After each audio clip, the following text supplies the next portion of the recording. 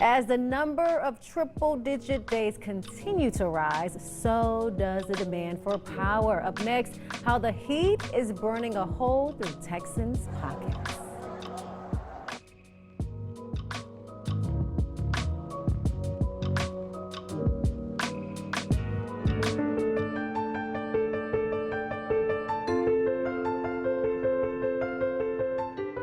Welcome back. For the second time this week, the Texas Power Grid has set an all-time record for demand, causing ERCOT to dip into power reserves to keep the lights on. Thursday, demand hit an all-time peak demand record of more than 77,000 megawatts. The previous record was set on Monday with 75,000 megawatts being used. 1 megawatt is enough electricity to power about 200 homes on a hot summer day. ERCOT using backup reserves to keep the power on this summer is costing Texans millions, hundreds of millions, according to a recent Austin American-Statesman report. Joining us now with some insight is energy expert and CEO of Live Energy, St. Clair Newburn IV. St. Clair, it's great to have you with us. Now, we set a power demand record Monday and another on Thursday. Break down why this is happening. Do we not have enough power supply to meet demand without relying on backup reserves? Well, we do. And, after Winter Storm Uri, ERCOT was really under the microscope to make sure that they didn't have another event like that where, so many Texans, homes and businesses were out of power for days on end. And so they've made a couple changes to the way that they operate in Texas. One thing that ERCOT's done is they want to operate more conservatively, meaning they're procuring more reserves so they have a bigger buffer. So in the event that power plants go down or they get the forecast wrong and it's hotter, they want to make sure that they have enough power to meet the demand of every business and every house and have a significant buffer so that there's no event like we saw during Winter Storm Uri. One other thing that they did is they changed the ORDC curve, which is what triggers the scarcity pricing. And that's designed to give businesses and consumers a price signal to curtail when the system is getting very tight. And so they changed the way that functions. And so we're really going through the first summer since those changes have been made. And a lot of people are focused on what ERCOT's doing. Time will tell whether they've made the right decision, whether they're being too conservative, or maybe they've got it just right.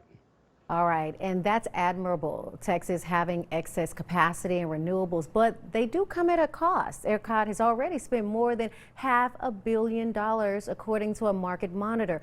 Do you know where that money is coming from, and will it lead to some Texans once again having to shoulder sky-high energy bills?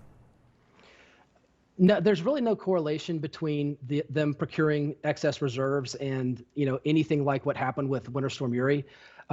They're literally just deciding that they want to have a bigger buffer. They want to procure more power than they have historically. For 20 years, we've had really low power prices in Texas, and they have operated with more of an eye towards making this market one of the lowest cost markets. They've shifted to a more conservative approach. And that just means they've got to pay generators to have more capacity available in the event that we need it. And a lot of that went to the consumer during the winter storm, with some consumers across Texas having to pay something like $10,000 in an electricity bill. That's something we want to be mindful of so that it doesn't happen again. Now, ERCOT has avoided calls for planned outages and continues to say it has sufficient reserves to meet demand. But is it sustainable with what it's costing us? I mean, we're talking about projections of $1.5 billion to have additional reserves this year alone. Yeah, so, one of the things that we haven't talked about is the fact that natural gas prices are the thing that's really making the market expensive right now. So even beyond the increase in costs, because ERCOT's operating more conservatively and procuring more reserves, the price of natural gas has risen over 200% this year compared to where it was last year. And so that's really what's driving the biggest increase in cost is the price of natural gas. In the Texas market, you have the option to go out and hedge into the future. And so it is much cheaper once we get past 2023 into 24 and 25. So lots of businesses are entering long-term hedges so they can get lower prices. And in the long run, the thing that's really driving higher prices is going to be natural gas. We've got to get that under control. I do understand that, people are critical about ERCOT being more conservative and procuring more reserves, but I think the bigger issue is natural gas prices, and that's what businesses really have to focus on, getting a handle on if they're going to control their energy costs, and residential consumers as well. Okay. St. Clair, thank you so much for your time and for your attention to this concern that we are all mindful of. We appreciate that. Thank you. Mm-hmm.